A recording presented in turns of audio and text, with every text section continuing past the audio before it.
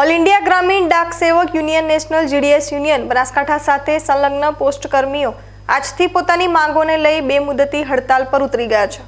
આ કર્મચારીઓએ આજે પાલનપુર ખાતે રેલી યોજી વિરોધ પ્રદર્શન પણ કર્યું હતું।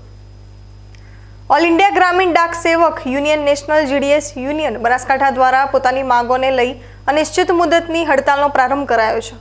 આ લડત અંતર્ગત આજે પાલનપુર ખાતે વિશાળ વિરોધ રેલી યોજી જિલ્લા કલેક્ટરને આવેદનપત્ર પાઠવી રજૂઆત પણ કરાઈ હતી।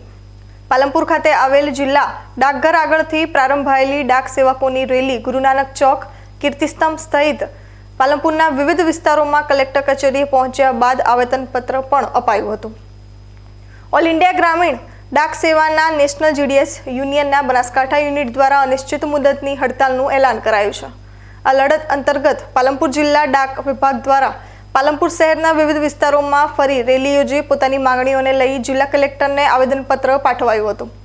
રેલીમાં અમારી માંગણીઓ પૂરી કરો, કર્મચારી શોષણ બંધ કરો સહિતના નારા લગાવી વિરોધ પ્રદર્શન કર્યા બાદ આવેદનપત્ર પાઠવી ગામડાની પોસ્ટ ઓફિસોમાં ટપાલ વિતરણ, બચત ખાતા ખોલાવવા તેમજ પોસ્ટ ઓફિસને લગતા તમામ કાર્યોની ફરજ બજાવતા કર્મચારીઓને 3 અથવા 5 કલાકનો પગાર આપવામાં આવે છે, જ્યારે પેન્શન, વીમા કે અન્ય રજાઓના લાભ મળતા નથી। જેથી આ કર્મચારીઓની માંગણીઓ સરકાર સુધી પહોંચાડી ન્યાય અપાવવા યુનિયન પ્રમુખે અપીલ કરી હતી।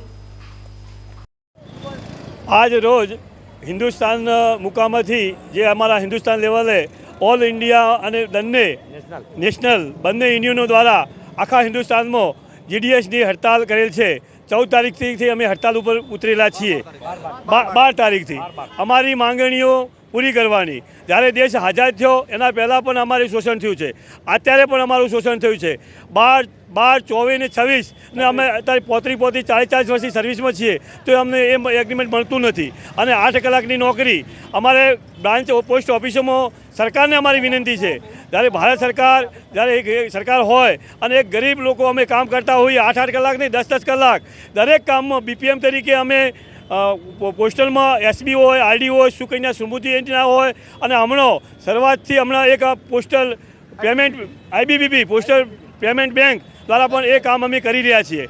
આજે અમે સરકારને વિનંતી કરીએ છીએ, સરકાર પાસે અમે હૃદયથી માગણી કરીએ છીએ, અમારા અધિકારીઓ પાસે અમારું શોષણ થઈ રહ્યું એટલે માગણી કરી રહ્યા છીએ કે અમારી માંગો પૂરી કરીએ અને અમારી માગણીઓ પૂરી થાય, અમારી સંતોષવામાં એ અમારી વિનંતી છે।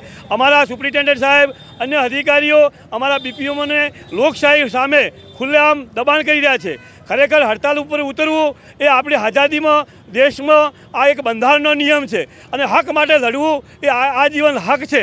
તો અમારું બંધારણના નિયમ મુજબ અમે અમારા હક માટે લડી રહ્યા છીએ, માટે અમને ખોટી ધમકીઓ, ખોટી વસ્તુઓ આપીએ નહીં અને અમારા કાર્ય માટે અમે બધાય બીપીએમ ભાઈઓ, જીડીએસ ભાઈઓ સંમત છે, સરકારના કામમાં જ સંમત છે અને સરકારને પણ અમને વિનંતી છે કે જરૂર આ મોદી સરકાર, નરેન્દ્રભાઈની સરકાર અમારી માંગો પૂરી કરશે।